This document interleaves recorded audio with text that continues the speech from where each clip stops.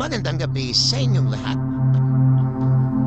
Isama namang kwento ang inyong matutungayan. Ngayong gabi, huwag na tayong magpaligwi-ligwi pa. At ikukwento ko na sa inyo ang isa na namang kwentong bayan.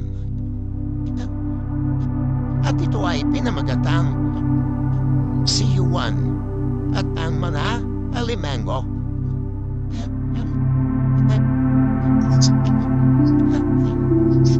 Isang araw, si Juan ay inutusan na kanyang inam, si Aling Maria. Juan, pumunta ka sa palengke at bumili ng mga alimango maiuulam natin sa panamhalian. Binigyan ng ina si Juan ng pera at pinagsabihan, lumakad na nang hindi tanghalian.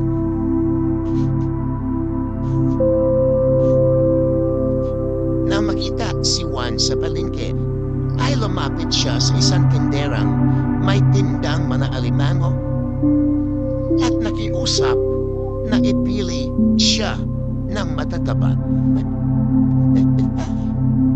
Binayaran ni Juan ang alimango at nagpasalamat sa tindera.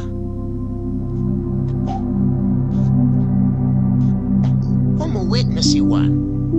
Ngunit dahil matindi ang sikat ng araw at may kalayuan din ang bahay ni Juan sa palengke, ay naisipan ni Juan na magpahinga sa ilalim ng isang punong kahoy na may malalabay na sanga.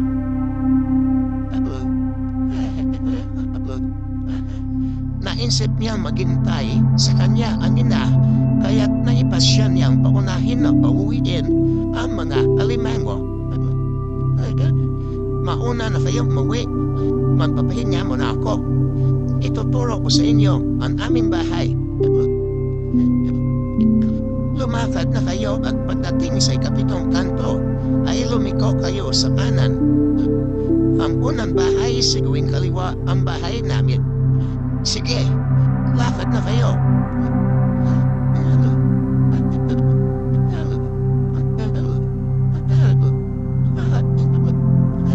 Kinalagaan ni Juan ang mga tali ng mga alimango at kinabayaan na magsilakad ang mga iyon. Pagkatapos ay humilig na sa katawan ng puno. Dahil sa malakas ang hangin, ay nakatulog si Juan. Madang hapon na nagmagising si Juan. Nag-iinat at tinatamad na tumayo.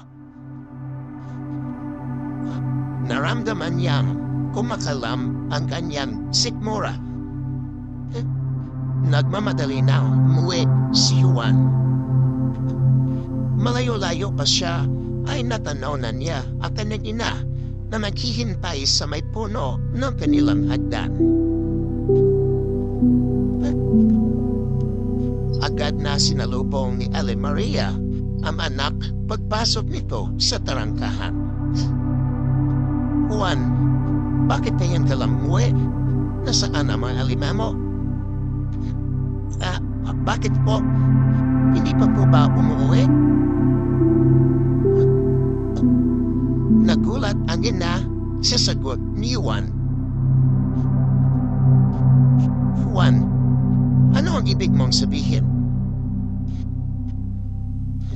Nanay, kaninang umaga ko pa pinauwi ang mga alimango. Akala ko po ay narito na.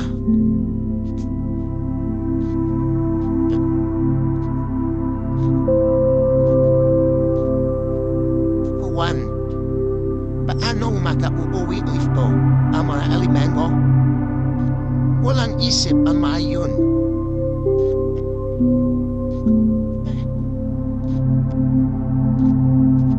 Hindi naunawaan agad Juan ang paliwanag ng ina. Takang-taka siya kung bakit hindi nakauwi ang mga alimango.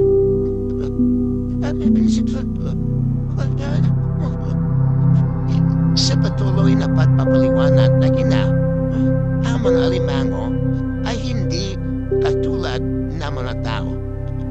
na may isip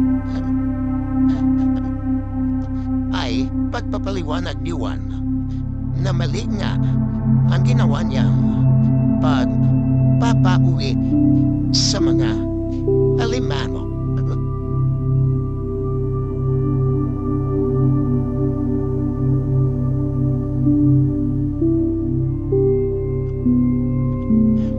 Manapo,